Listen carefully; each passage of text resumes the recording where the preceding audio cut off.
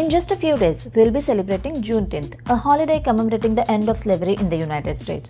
It is also called Emancipation Day or Juneteenth Independence Day. The name Juneteenth references the date of the holiday combining the words June and 19th.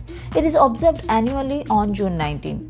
This year, Juneteenth is celebrated on Saturday, June 19, 2021.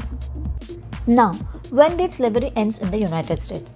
On September 22, 1862, Abraham Lincoln issued a preliminary Emancipation Proclamation, and on January 1, 1863, he made it official that slaves within any states or designated parts of a state shall be free forever.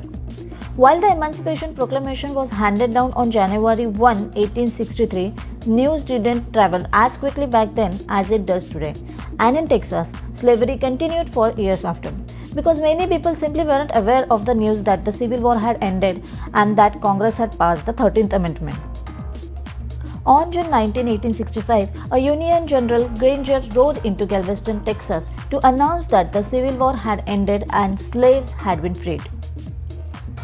His first orders of business was to read to the people of Texas General Order Number 3, which began most significantly with, "The people of Texas are informed that in accordance with the proclamation from the executives of United States, all slaves are free. This involves an absolute equality of rights and rights of property between former masters and slaves, and the connection herefore existing between them becomes that between employer and hired laborer."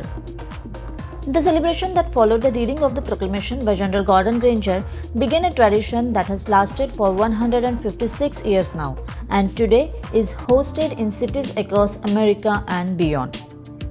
It is a day, a week, and in some areas a month marked with the celebrations, guest speakers, picnics, and family gatherings. A Juneteenth meal just isn't complete without a red desserts and beverages, and many also wear the color red. Red symbolizes the bloodshed by enslaved ancestors. The original observances included prayer, meetings, and singing of spirituals, and celebrants wore new clothes as a way of representing their newfound freedom. Within a few years, African Americans in other states were celebrating the day as well, making it an annual tradition. Celebrations have continued across the United States into the 21st century. You might see another red, white, and blue flag flying over state capitals and city buildings on June 19. That banner with a bursting star in the middle is a Juneteenth flag, a symbolic representation of the end of slavery in the United States. So what are the key features of Juneteenth flag?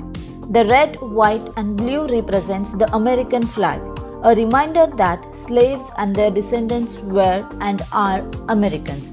The star represents the freedom of African Americans in all 50 states.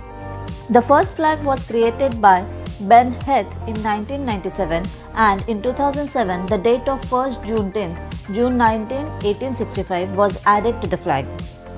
Let's make Juneteenth a commemorative as a showcase of strength in the American spirit to recognize wrong and set about making it right. In this same spirit, America moves ahead today in achieving ever great equality. Let us celebrate all that Juneteenth teaches us about our country's greatness to work together for all that is good. In the next part of the video, I'll be sharing detailed timeline about start of slavery and its abolishment.